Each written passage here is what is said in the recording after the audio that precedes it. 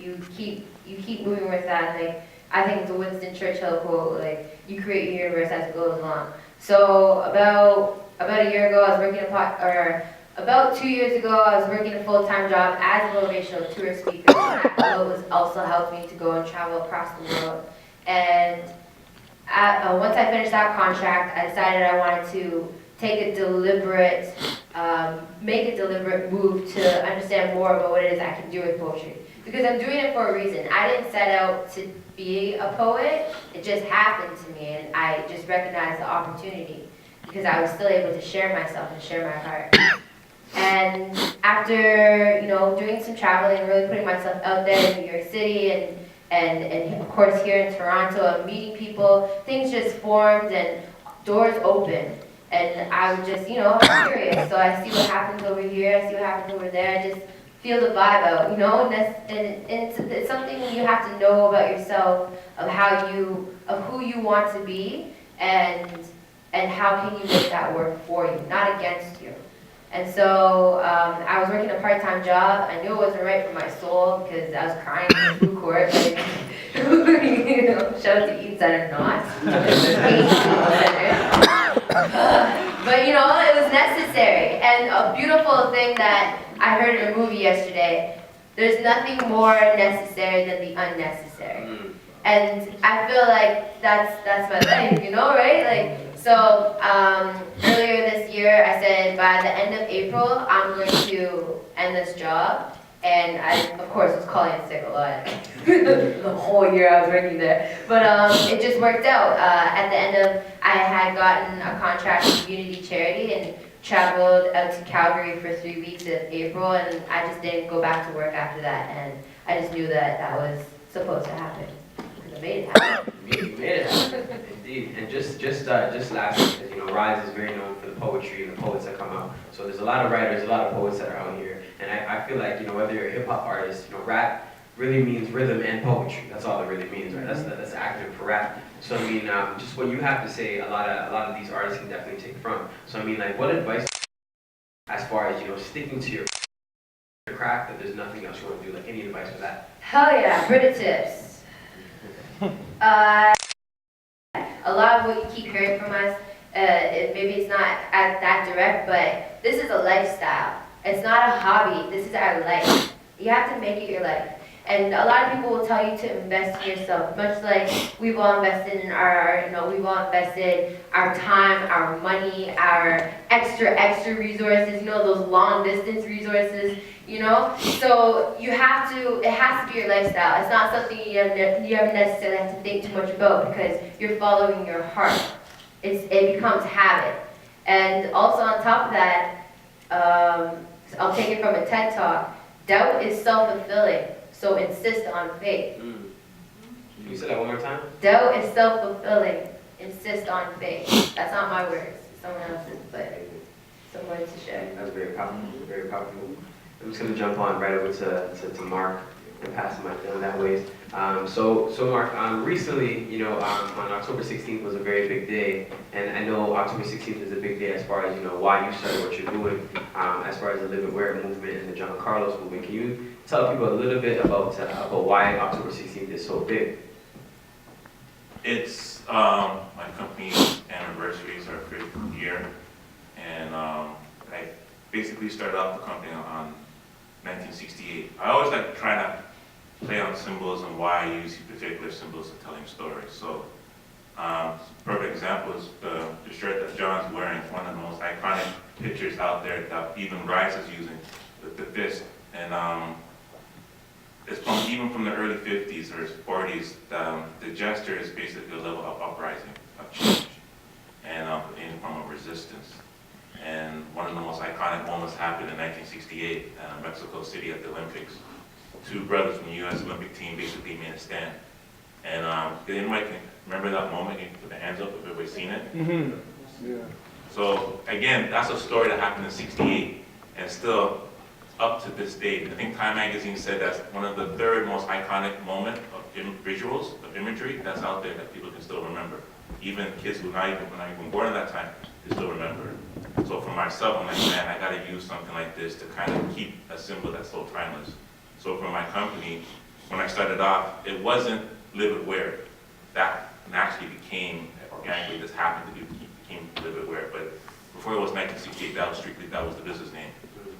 And finally, I think our first campaign that we did, the tagline was Live It Wear. But then from that, it became the business. So it wasn't forced. And so again, in 1968, when those brothers made that stance, I just knew for myself, knowing that in high school, I said to myself, I have to figure a way of meeting one of these athletes. And it's probably 3 years now, I've been working with, if anybody can remember that imagery, the third place runner is Dr. Carlos. And up to now, that's my brother, but we work together. And he's allowed me to preserve this story in a way of trying to bring it to the youth of today. So Live It Wear is based on him. So if you see the silhouette, well, I'm not even wearing a shirt today, but with John in the flyer, there is a knockout within the fist. If anybody has the flyer, that silhouette is the same gesture that he did in 1968. So it's something, like I said, it has to be a way of creating a story that becomes timeless. And the colors that you see on the top of it represents the Olympic rings. That's the colors. And I'll throw a trivial question out there. Can anybody tell me the 5 major continents? Yes, in the back. North America, South America, Europe, Africa, Asia. So North America, South America is one. So let's say that. Oh, that's one? Yeah, you're okay, but you're missing one more. It's one more component. Is it the Arctic? Australia. Australia, okay. So when you see the Olympic rings, that's basically kind of just trying to figure a way of unifying all nations into one link. But I can be honest, I think it's a broken link. And we have to figure a way of trying to unify everybody into one fist. And that's what the fist represents.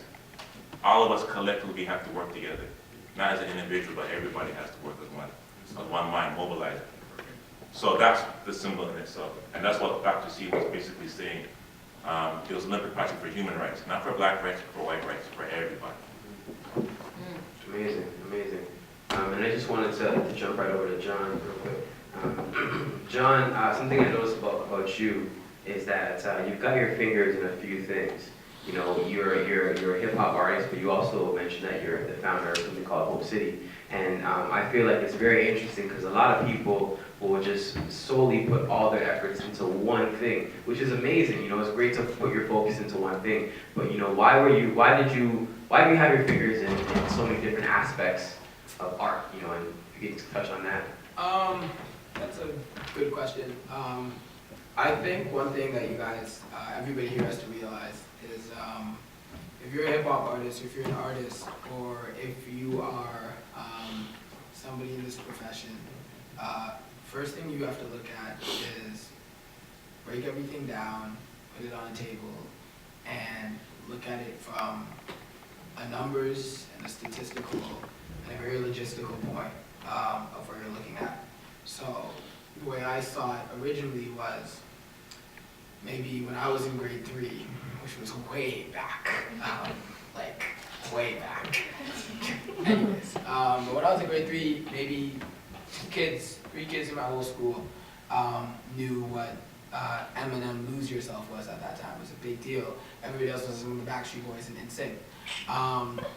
Now you skip forward to 2012 and 50% of the kids that you're going to speak to will know the words to Macklemore's Same Love. So what's happened in that time is the profession that I am in has expanded greatly. It's really, really expanded.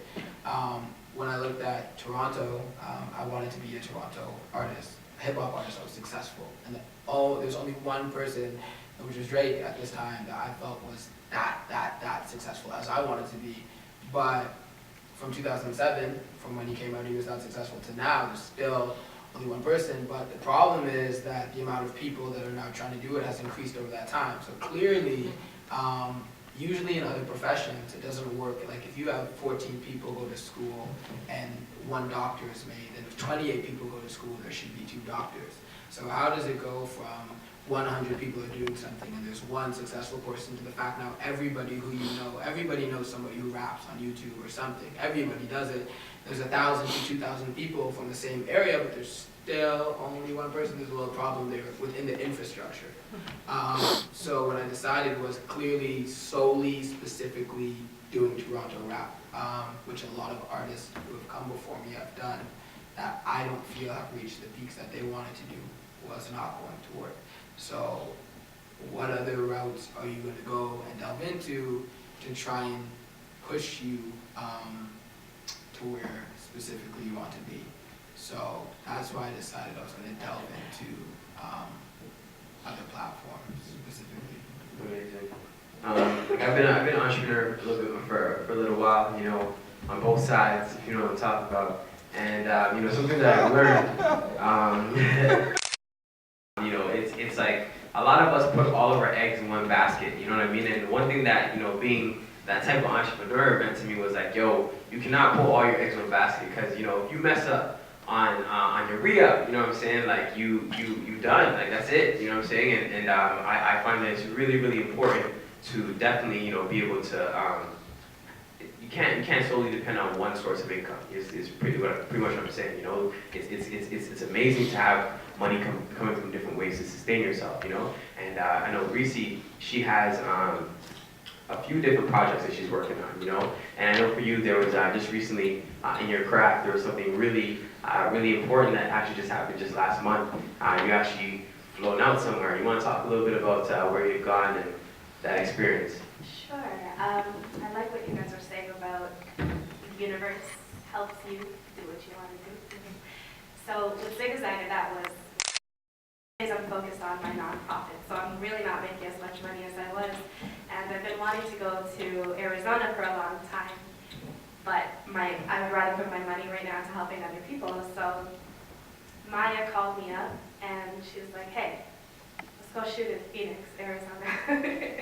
I was like, okay.